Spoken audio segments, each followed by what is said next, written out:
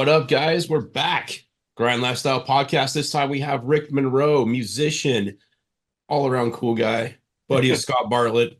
He does so many things. New album coming out, new shows he's announcing right here. I heard about it before we even started. I'm super excited about one of them with two bands that he's opening for. And let's just jump into it. What's up, Yeah. Rick? You want to How you know? guys doing? Good, man. Thanks for being a part. You want to know what I'm looking forward to the most, which he just gave us a little sneak preview. Vinyl. Vinyl. Vinyl. Yeah, dude, we did vinyl. We have it's the Six Gun Soul Nice. LP. It's 11 songs on it. And then the cool thing is when we went to go to the manufacturer, he was like, well, you could do a regular just black vinyl or you can do randomized, same price. And I'm like, well, we'll do a limited run. So we did a limited run of totally randomized. So the colors, like you'll get everything from, so like that one, I mean, you can kind of see that that's Yeah, it's red with kind of some like black flake in there. yeah, then there's like a purple flake in there. And then we got another one that's like actually some of them are see-through, like they're a little bit more A little transparent. like translucent. See that one? Oh, hell yeah. So like Sweet.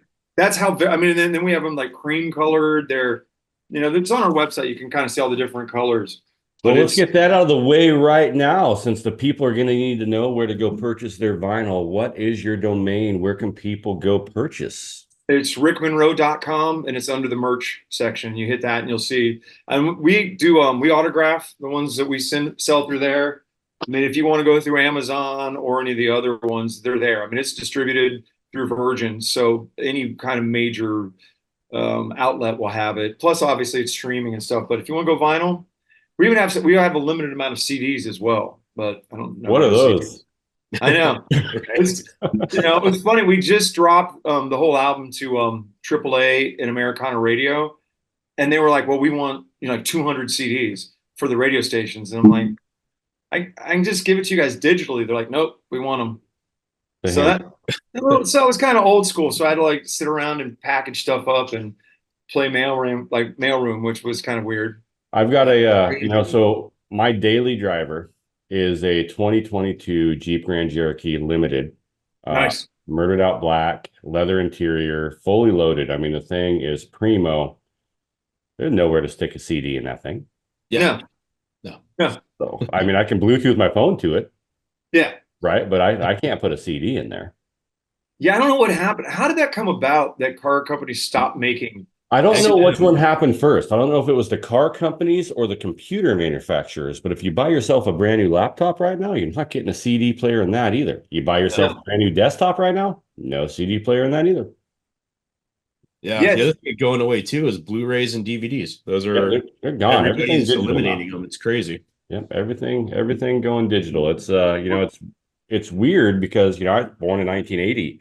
Yeah. And so I was right in the middle of, transitioning from cassette to CD. And I remember the CD collections and the heartbreak when, your laser got dirty and you had to blow it out or something crazy like that. And here Rick is throwing it all the way back to vinyl, which I do have a record player. Well, there you go. So I am looking forward to that. More nostalgia reasons than anything, but I think it'd be awesome. Well, Yeah. actually, one of the coolest reasons that made sense to us when the guy was talking to us about doing it was he said, records have to occupy a space in your life.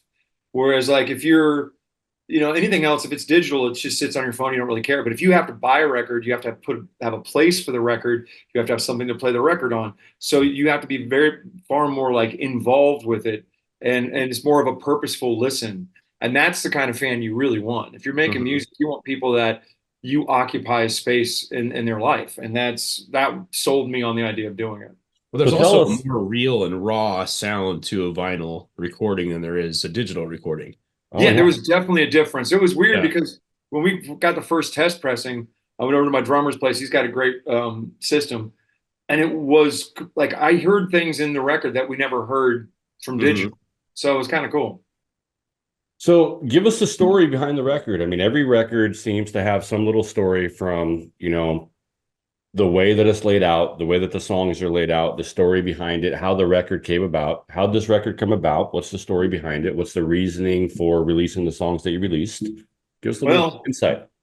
Once upon a time, there were four musicians that were on the West Coast touring and then COVID hit, and we got stuck at home. And basically, because everybody didn't want to go hang out with other people, we were kind of stuck with each other during the first several months of that. And in that time, we started writing new material, started discussing, because it used to be just Rick Monroe. Like, I was a solo artist, my guys were hired, and that was it.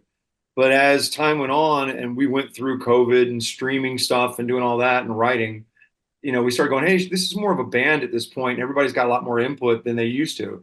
And so we started talking about maybe doing a record. And then Malcolm Springer called me one day, like some mutual friends put us together. And he's like, I want to start recording some stuff on you and see if we can, how it works. So one of the first songs that he and I recorded was God's Ear. And I loved how it turned out. We loved where it was going. And he's just like, let's do a record. And so that kind of was what started pushing us to doing the record, again, with the guys now not just being hired hands. They all became, that's why we called them the Hitmen, because they kill it every night. So that kind of influence started creating the whole album. We started going through the picking songs. Malcolm started asking us to write more songs. And so it just kind of kept going. And so we got a bunch of stuff that we haven't even released that was recorded for the record as well. And we're already starting to record the next record. So we've got a huge amount of surplus of music. Very cool. So you write a lot, right? Yeah. When you write, and I've heard different musicians say a different way, and I'm probably the least musically inclined person on the planet. I mean, I love listening to music and I love hearing my own voice, but no one else does. Nik been promoting forever, and then obviously we have Brian Hopkins, who's part of Grind Lifestyle, and Scott Bartlett, two pretty well-known musicians. So my question that I like to ask, because I just never know, do you like to match lyrics to the music, or do you like the music to the lyrics? It's always different. Now bass player Alan Beeler and I wrote the bulk of this record. And it was basically, we kind of had a standing Tuesday thing where we'd get together and it would be like, just discuss life, discuss what's going on, get ideas. Hey, I got this riff idea. Oh, I got an idea. I've got a hook idea. And then they find their way together. And then it's kind of like, figuring out a puzzle, because you'll get like a really good hook and maybe a good line or two. And you're like, well, then we got to work backwards, or we got to find what's going to really tell the story. So I think it's kind of like putting the right pieces together as it goes, but it's never the same puzzle twice. We have a song called World's Gone Crazy. When we first started writing that, I know we needed a rocker. We're sitting here, we're going one direction completely, like something totally different. And I just seen Lil Nas X. Do you know that Lil Nas X had that video of him doing a lap dance for the devil and all this just crazy shit? So I just finished watching that when Alan came over. It was one of those things where I'm like, this stinks, smell it. Because I was like, this was so miserable that I just watched this. You have to watch it. And we both sat there afterwards and we're like, man, this world is just crazy. And all of a sudden we're like, that's what this song should be about. So we shifted gears and ended up writing that song based on that video, just watching that, like dancing in the devil's door and doing the devil's do-si-do and all this. It's kind of, so, and it's always just. And just like that, co-host, guitar player for Saving Abel, Scott Bartlett has joined the podcast. Hey guys, hey Rick. Scott was having some technical difficulties, and he was able to get in, so he missed the intro. We were just having a great conversation, Scott, about vinyl and the fact that nobody uses it anymore, and so we just talked about the fact that their latest 11-song CD that can be purchased at rickmonroe.com, randomized in color, every single album signed. We just went over all of that. Quick little plug there. And then we were talking about different stories and reasons for songs when you kicked back in. So Rick, do you remember where you were? I think we're just talking about not really, but I think we come to a good stopping point, I think. We did. We were so I had asked a question, and I'd asked you this question personally before, Scott, on do you put words to music or music to words? I've had the same conversation with Brian, and Rick was just telling me it really, there's no two puzzles that are the same. So it's dependent, on what they're doing at the time and what song they're writing. And I know you'd given me pretty much the same answer in the past, that sometimes, a melody will strike, or sometimes the lyrics strike, and you've got to work in reverse order.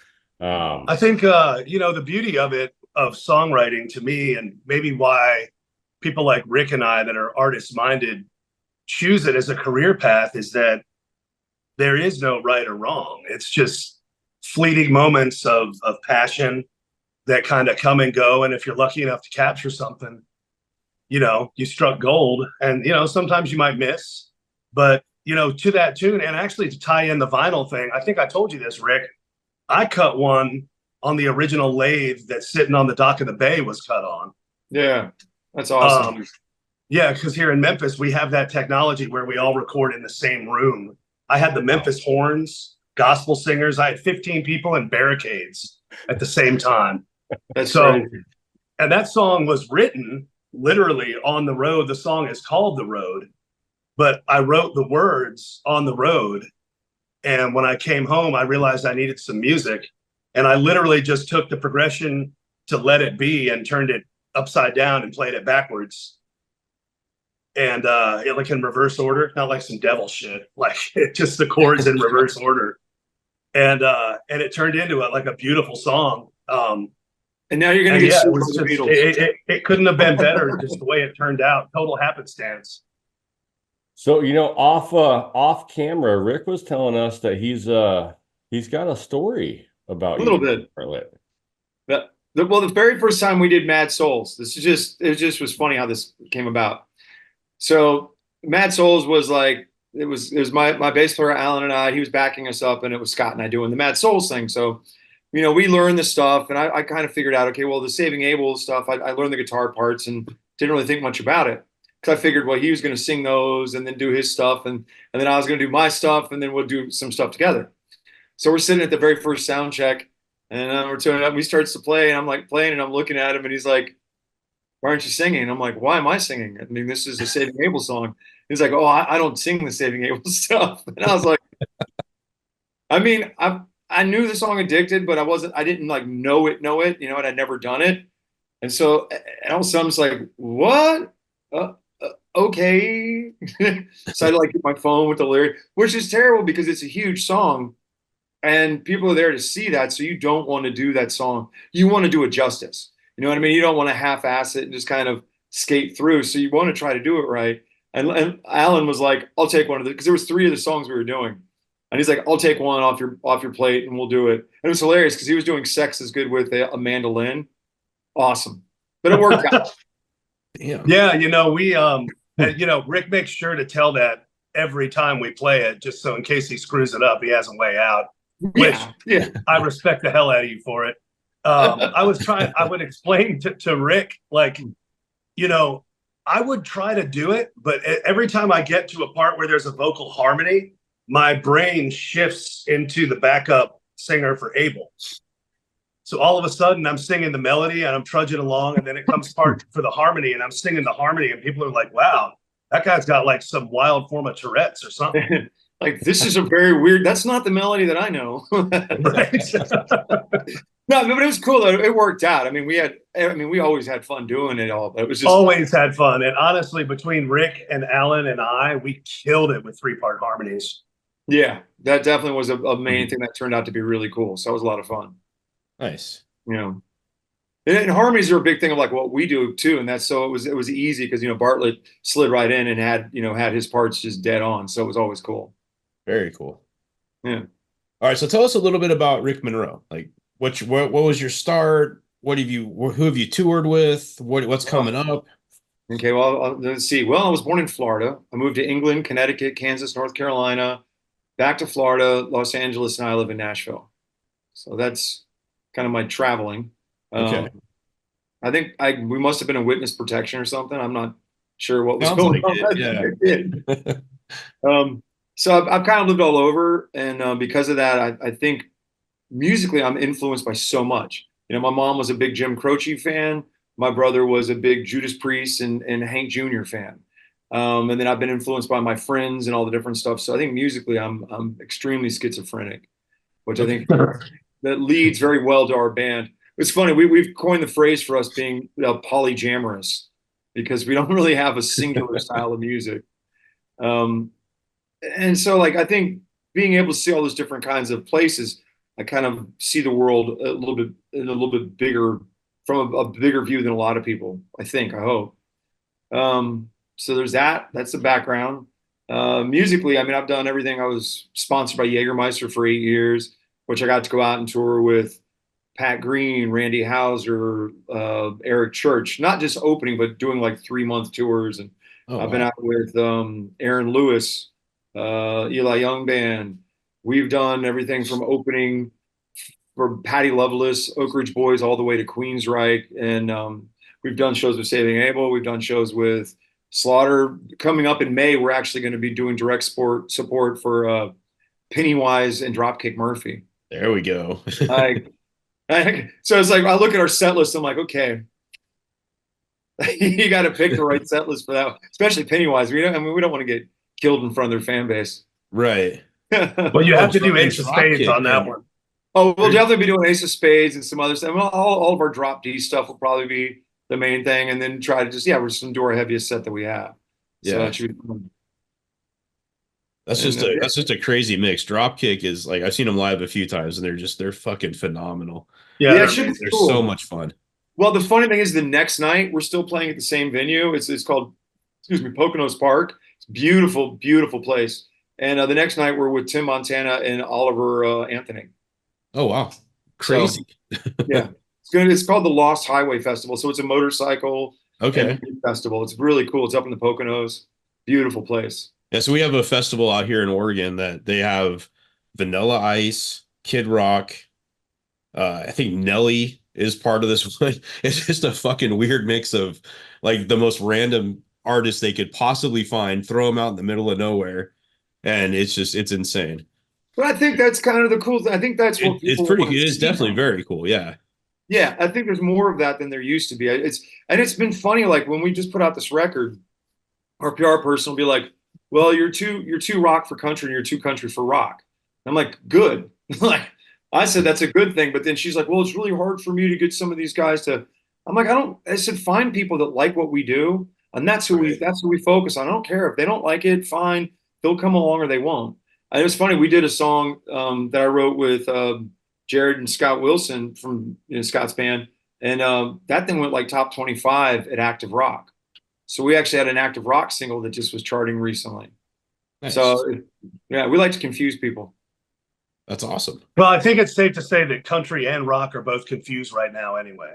Oh, yeah. Completely. Yeah, throw in Beyonce. Nobody knows. I was just going to say, what's your thoughts on Beyonce and her country album? It's not country. There's almost no definition of what country is anymore. Country has now become what rock used to be. I mean, rock used to be ABBA or AC/DC to ZZ Top. Mm-hmm. And, like rock was such a big catch-all. I think that's what they've turned country into. And so it's kind of like, well, this is country. And so it's got a little bit of, it might have a banjo, but everything else is just heavy as shit. So they're like, well, that's a country song. And it's funny when you play somebody something and it does have a banjo, you could have, like a drop B and just killing it with this heavy, and a banjo like, oh, that's too country. I don't understand our industry at all. But the good thing is we're completely autonomous to anybody at this point. Nobody tells us what to do, but now now we actually have the company of Virgin behind us. And that's great. And one of our label mates just put out a song with Ozzy, Billy Morrison, and that's killing it, which, on his coattails, it's been opening doors for us. And we love that. And we're really proud of what they're doing. And we're just happy to be kind of part of that family and what that's doing. Yeah, my thoughts are just chase your creativity and just go for it. Yeah. And wherever it lands, let it land. And, the people that are being negative and fuck them. Yeah. Well, I should actually add, Nik and Jesse, you guys will appreciate this. Rick is one of us. The dude wakes up and works. I mean, he goes to work every day. Between his social media content, like on tour with those guys, they're always cutting up, doing something. If they're not doing something ridiculous with the camera, they are recording something. They've set up the home studio in their hotel room. I mean, it's just like these guys do it to win it. Nice. Well, we're really fortunate in the sense of a band that we actually get along. Like we enjoy hanging out with each other. Like we get an opportunity. I mean, that's one problem. Like day drinking and shit is really bad for us because we enjoy drinking together so much that it never works out good. So, but we're like we try to have fun, and I mean I don't know if it's a top down mentality that we create a fun atmosphere, but we really do. I mean, everybody obviously the road gets to you and people have their attitudes, but everybody knows when to leave each other alone, but we try to maintain just a really good environment, a very positive kind of a vibe. Nice. Very cool. Favorite venue of all time that you've played in? So far, well, oh man, that's a tough one. Like I'm going through my brain right now. Greek is really cool, obviously. It's pretty awesome. But honestly, the Poconos Park is a really beautiful venue. It's like we did it last year with Skinnerd. I thought that was pretty amazing. We've done a lot of theaters and stuff. I mean, we haven't got to do a lot of really big stuff. Even when I was out with Eric Church and those guys, we were doing like large theaters. So I mean, there's some beautiful theaters, the Fillmores and all those kind of things are nice. But Nice. so yeah. I mean, I haven't got to play Red Rocks yet, which is something I really want to do. Me too. Yeah, that's The next question is, where do you want to play?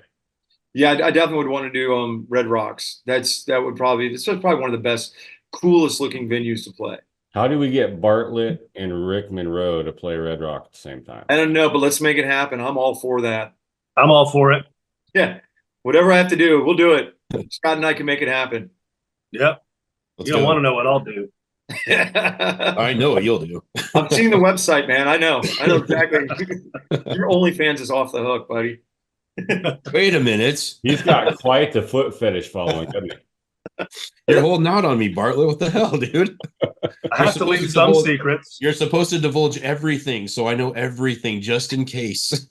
But you need those little surprises to make you go, oh. Yeah. Oh, we're not going to talk about Bartlett. Yeah. When the booking agent's like, hey, Nick, what the fuck is this? Yeah, you can't have 15% of my foot fetish. Yeah. Damn it. That's not fair. You're not getting 10% of mine then. Fuck you. But you got smaller feet. Well, yeah. Look what I'm totally not hitting on you, Bartlett, but damn, dude, the gym, you're killing it, buddy. You're looking, look different. You're looking svelte, dude. You definitely, it's working, man. I've been I'm jealous of the arms there, bro. Like not many days off. And I've been Rick, you caught me at a point in my touring cycle where I was just lethargic at best. I mean, I've been getting better about it. I've been getting up every day and kind of holding myself accountable. And, I get out there. Nick's actually a trainer. So he put together I'm always used to doing like one muscle group a day. And he got me on the full body, which I think is kind of like something you do when you go in there. Yeah, we do like kind of multi-training stuff where it's just it's about the reps and it's about trying to get as many multiple muscle groups in an activity at once and trying to do that and maintain that kind of thing. I don't want to get any size, and I want to actually try to lean down. So I've gone in trying to keep up with my kids, man. That's Is your kid a big lifter? Is he? No, I have little kids. So I have a 3-year-old and a 1-year-old, and they're just, dude, they're crazy. Like the little people in my life that I have to chase around that cuss at me and call me dad. Don't let Nick lie to you. He's telling you about 2 of his 99 children. But in real life, I have 7 kids, not 99. Wow. Congratulations. He's got 7 that he knows about. Shut up, Jesse. We've had this conversation, Nicholas. We've had this conversation. So we are winding down on time. Rick, you've been so gracious as to agree to potentially come back for a part 2. We try to keep our episodes between 30 and 45 minutes to keep that peak and play. Final questions. Let's start with Scott. Oh God, do I know everything about Rick Monroe yet? Probably not. He's a never-ending story. An enigma. Let's see. How about this? When are you coming to Memphis to cut one at my studio? Dude, we'd love to. Actually, we're already starting to write the next record. We did a bunch of basic tracks. So, I mean, let's figure out something and let's get one of them over there. So I'd love to. By the way, love Six Gun Soul. It's great. Thank you. We're really proud of the record. So, you know, it's exciting. Nik, what do you got? Boxers or briefs? I'm just kidding. Commando, baby. No, I guess. Boxer briefs, actually. You know, if you could play a show with anyone dead or alive, who would it be? ooh, dead or alive. That you haven't played a show with yet. That I haven't played a show with yet. Probably like the original Zeppelin, maybe. Ooh, Oh yeah. All right. that's think a that good would- answer. Hell That yeah. would be really cool. You know, that or Johnny Cash would be the other one. Yes. I didn't see that one coming. The Zeppelin Yeah. I kind of saw coming. I didn't see the Johnny Cash one coming. Yeah, those two would be like that'd be a dope show. Yeah. Love it. Social media wise, where can the people that need to follow you follow Rick Monroe? RickMonroe.com, as long as the website stays up. Then obviously anything Rick Monroe is, you know, we're on Instagram, Facebook, Twitter or X or whatever, TikTok, Snap, all that's pretty much just Rick Monroe, and you can find it. We're on every streaming platform. Like I said, the record is in some stores. It's definitely on Amazon and everything else.